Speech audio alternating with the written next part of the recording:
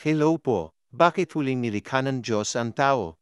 Parman 12 po uli, nilikha ng Diyos ang lahat ng bagay sa loob ng 6 na araw. Sa huling araw ng paglikha, ang ika-6 na araw, nilikha ng Diyos ang tao. At sa ika-7 araw, nagpahinga siya at huminto sa paglikha. Marami ang nagtataka, bakit nga ba huling nilikha ng Diyos ang tao?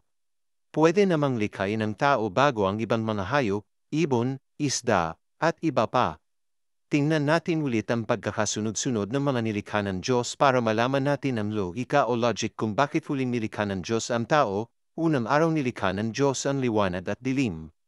Ang langit ay tumutukoy sa kalawakan o space. Ikalawang araw himpapawid or sky.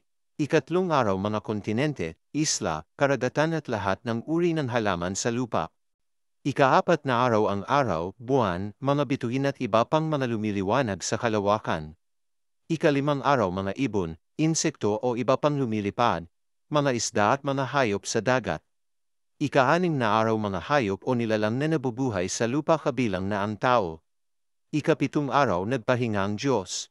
Natapos na ang paglikha. Nasa ika-6 na araw nilikha ng Diyos ang tao. Bakit? Dahil dapat mauna at naihanda na ang tirahan ng tao, ang mundo, ang langit at lupa. Dapat handa na rin ang hangin na lalanghapan ng tao sa kanyang paghinga. Dapat handa na rin ang mga punong kahoy na gagamitin ng tao para sa kanyang gagawin bahay o tirahan. Dapat ding naihanda na ang tubig na iinuman ng tao, ang mga halamang pagkain na kakainin ng tao at ang mga hayop na pinapahintulot ng Diyos na kainin.